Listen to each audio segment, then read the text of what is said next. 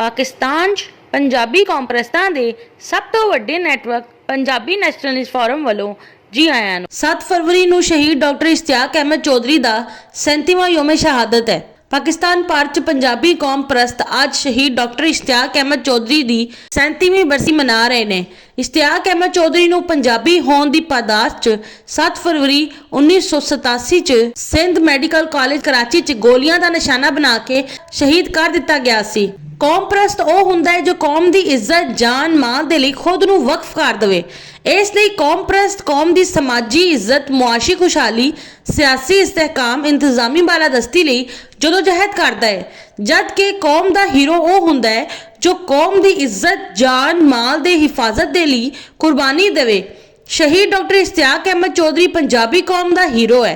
कराची च हिंदुस्तानी मुहाजरा की मुफाद परस्त सियासत का रिलीजियस वर्जन जमात इस्लामी ते इस्लामी जमीयत तुलबा होया करदी सी, जबकि 1984 च अल्ताफ हुसैन ने मुहाजिर कौमी मूवमेंट MQM बना के हिंदुस्तानी मुहाजरा की मुफाद परस्त सियासत का नैशनलिस्ट वर्जन भी तैयार कर दिता ते कराची के पंजाबियों के खिलाफ खुलेआम नारे लाना शुरू कर दिते।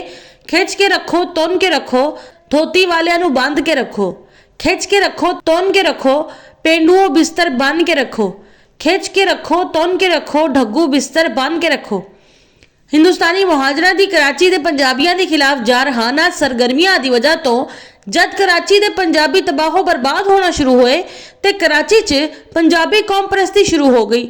इसलिए 1987 च पंजाबी इतिहाद कराची वजूद च आया।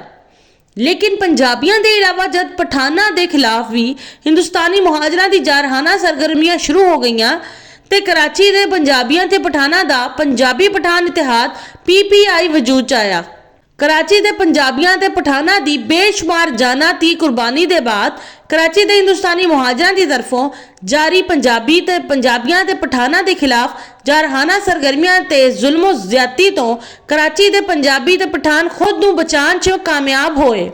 इसलिए 1980 की दिहाई च कराची च पैदा होने वाले पंजाबियों च इस वक्त भी पंजाबी कौम परस्ती के जज्बात ज्यादा नुमाया ने, क्योंकि इन्हां पंजाबियों की परवरिश करने वाले पंजाबियों नूं कराची के हिंदुस्तानी मुहाजरा की वजह तो तबाहो बर्बाद होना पिया सी ते जाना की कुर्बानी भी देनी पई सी। इन्हां पंजाबियों नूं हिंदुस्तानी मुहाजरा की तरफों पंजाबियों के लिए नफरत ते तजलीलो तोहीन वाला माहौल मिलिया, बल्कि हुण तक मिल रहा है। हुण पंजाब भर च पंजाबी कौम परस्ती शुरू होने लगी है।